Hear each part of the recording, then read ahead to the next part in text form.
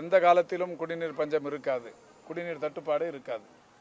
அந்த அளவுக்கு செய்திருக்கிற மாண்புமிகு முதல்வர் அவர்கள் நிலத்தடி நீர்மட்டமும் சைதாப்பேட்டையில் உயர்ந்து எதிர்காலத்தில் குடிநீர் பஞ்சம் இல்லாத வகையில் புதிய நீர்நிலைகளும் உருவாகி சைதை தொகுதி மக்களை தொடர்ந்து காத்திருக்கிற மாண்புமிகு முதல்வர் அவர்களுக்கு நன்றி தெரிவிக்கிற வகையில் நாங்கள் போகிற இடங்கள் எல்லாம் மிகப்பெரிய அளவிலான வரவேற்பும் மனமகிழ்ச்சியோடு எங்களுக்கான ஆதரவும் கிடைத்து கொண்டிருக்கிறது. அந்த வகையில் ஒவ்வொரு நாளும் சைதையில் இருக்கிற அனைத்து வீடுகளிலும் இருக்கிற வீடுகளில் தனித்தனியே வாக்காளர்களை சந்தித்து வாக்குகளை கேட்டு வருகிறோம்.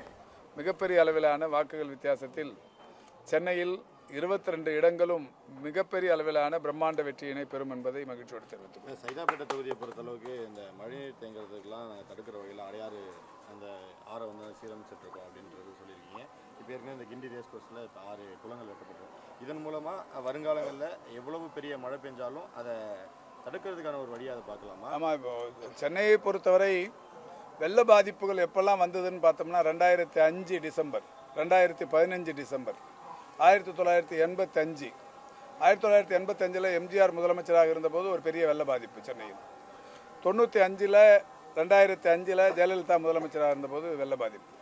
2015 வெள்ள பாதிப்பு இல்லை. செம்பரப்பாக்கம் ஏரியிலிருந்து ஒரே நேரத்தில் முன்னறிவிப்பு இல்லாமல் முன்னெச்சரிக்கை நடவடிக்கை எதுவும் எடுக்காமல் 1 லட்சம் கன அடி தண்ணீரை திறந்து விட்டதன் விளைவு பெரிய பாதிப்பு.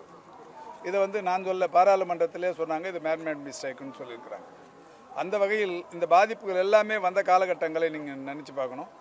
மாண்புமிகு தமிழ்நாட்டின் முதலமைச்சர் அவர்கள் இன்றைக்கி திருப்புகழ் தலைமையிலான ஒரு கமிட்டி அமைத்து மழைநீர் வடிகால்வாய்கள் சென்னையில் எங்கே எல்லாம் அமைக்க வேண்டும் என்கின்ற வகையில் திட்டமிட்டு இன்றைக்கு எல்லா இடங்களிலும் பெருநகர சென்னை மாநகராட்சி, பொதுப்பணித்துறை, நீர்வள ஆதாரத்துறை, அதேபோல் பெருநகர சென்னை எல்லா நம்முடைய நெடுஞ்சாலைத்துறை போன்ற பல்வேறு துறைகளை ஒருங்கிணைத்து இன்றைக்கு மழைநீர் கட்டமைப்புகள் ஏற்படுத்தப்பட்டிருக்கிறது.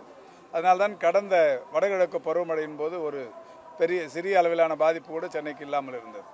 சைதாப்பேட்டையிலும் அதுபோல்தான் இன்றைக்கு மழைநீர் தேங்குவது என்பது இல்லாமல் போய் அது எந்த பருவமழையாக இருந்தாலும், வடகிழக்கு பருவமழையாக இருந்தாலும், தென்மேற்கு பருவமழையாக இருந்தாலும், கோடை வெப்ப மழையாக இருந்தாலும், அல்லது வெப்பச்சலன மழையாக இருந்தாலும், குளிர்காலத்தில் வருகிற மழையாக இருந்தாலும் எந்த மழை பாதிப்பும் சைதை தொகுதிக்கு இருக்காது என்கின்ற வகையில் கட்டமைப்புகள் மேம்படுத்தப்பட்டிருக்கிறது. சரி, இப்போ அதே போல் இந்நாள் அமைச்சரும் முன்னாள் அமைச்சரும் இப்போ ஒரு கடும் போட்டியாக இருக்குது. உங்களுக்கு எதில் முன்னாள் அமைச்சர் ஒருத்தர் எடுத்திருக்காங்க, எப்படி இருக்குன்னு பார்க்குறீங்க சார்? இல்லை, போட்டி என்பது இப்போ நீங்கள் உங்களுக்கு பார்த்தா தெரியும், மக்களிடையே மிகப்பெரிய அளவிலான எழுச்சி.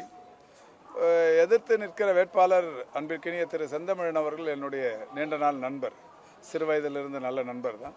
அவர் ஒரு அரசியல் இயக்கத்தில் இருக்கிறார், நாங்கள் ஒரு இயக்கத்தில் இருக்கிறோம். அந்த வகையில் தான் போட்டியை தவிர யாரும் எதிரிகள் கிடையாது. நிச்சயம் இந்த தேர்தல் அவர் சார்ந்திருக்கிற இயக்கங்களுக்கு பாடம் புகட்டும், அவர் சார்ந்திருக்கிற அரசியல் இயக்கங்களுக்கு மிகப்பெரிய அளவிலான பாடம் புகட்டும். திமுக மதசார்பற்ற முற்போக்கு கூட்டணி மிகப்பெரிய அளவில் வெற்றியினை பெறும்.